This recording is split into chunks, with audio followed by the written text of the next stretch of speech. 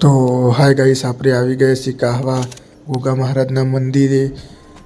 તમને તમારી બધાની બહુ કમેન્ટ હતી તે આપણે ફેરથીના એક બ્લોગ નાખીએ છીએ યુટ્યુબની અંદર, તો તમે જોવાનું ભૂલતા નહીં. અને આજે વર્ષની પહેલી પૂનમ છે 2026ની, તો આપણે વિડીયો બનાવીએ તમારા બધા કમેન્ટના કારણે. તો આપણે અંદર મંદિરની અંદર આવી ગયા, તમને ગોગા મહારાજના દર્શન તમને કરાવીએ. તો તમે બધાએ અહીંયા જરૂર આવજો ગોગા મહારાજના દર્શન માટે. કાશીધામ કાહવા મંદિરે રાજા બાપાના ગોગા મહારાજે, બરાબર. તો તમે દર્શન કરી લો. જય ગોગા મહારાજ. તો ત્યારબાદ આ બાજુ રામદેવ પીરનો પાટ નાખેલ છે, તો આ પાટ પણ તમને આપણે રામદેવ પીરના પણ તમને દર્શન કરાવી દઈએ. તો તમે દર્શન કરી લો. આરતી બારતી થાય છે રામદેવ પીરના પાટને.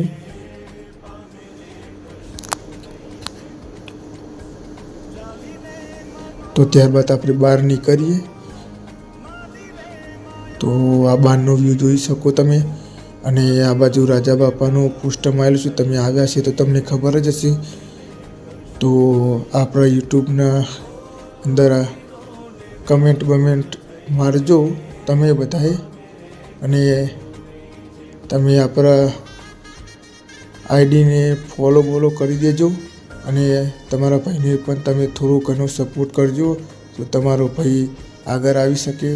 અને તમારો ભાઈ સાદા ફોનથી વિડીયો બનાવે તો જ્યારે ત્યારે આઈફોન લાવવાનો થશે, પણ તમારા બધા સપોર્ટ હશે તો થશે.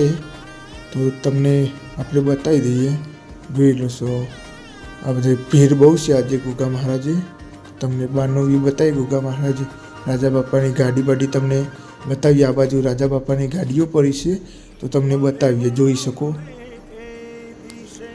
શકો. તો આ બાજુ આપણે ભીડ પડી છે, એટલે આ બાજુ બધા પબ્લિક આવેલી છે, એમની ગાડીઓ પડી, અમે એ બતાવી દઈએ તમને. તો તમે જુઓ.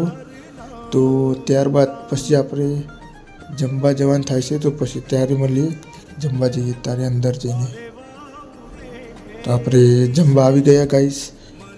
તો આપણો રવિવાર હોય કે પૂનમ હોય, બે ટાઈમ પ્રસાદી બાપાની ચાલુ જ હોય. તો તમે આવો તો પ્રસાદીનો લાભ જરૂર લેજો.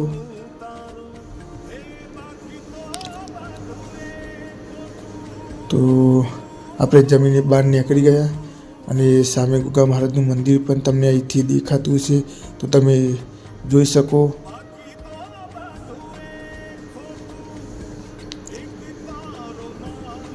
તો ત્યારબાદ આપણે આ બાદ દુકાન છે, બધું તમારે કંઈ લેવું હોય પૂજાપાનું તો પણ મળી આવશે. તો જોઈ શકો, તમને મંદિર દેખાય સામે. તો આટલે આપણો બ્લોગ ખતમ કરીએ. જો તમારે આવા બ્લોગ જોતા હોય તો આપણને કમેન્ટ કરો કે આ જગ્યાનો આવો વિડીયો તમે બનાવીને અમને બતાવો, તો એ જગ્યાનો આપણે તમને વિડીયો નાખી દઈશું બનાવીને. તમારી જે કમેન્ટ હશે એ પૂરી કરીશું. તો જય ગોગા મહારાજ, જય મેલડીમાં, જય રામદેવ પીર. તો આટલે આપણો બ્લોગ ખતમ કરીએ. જય મેલડી.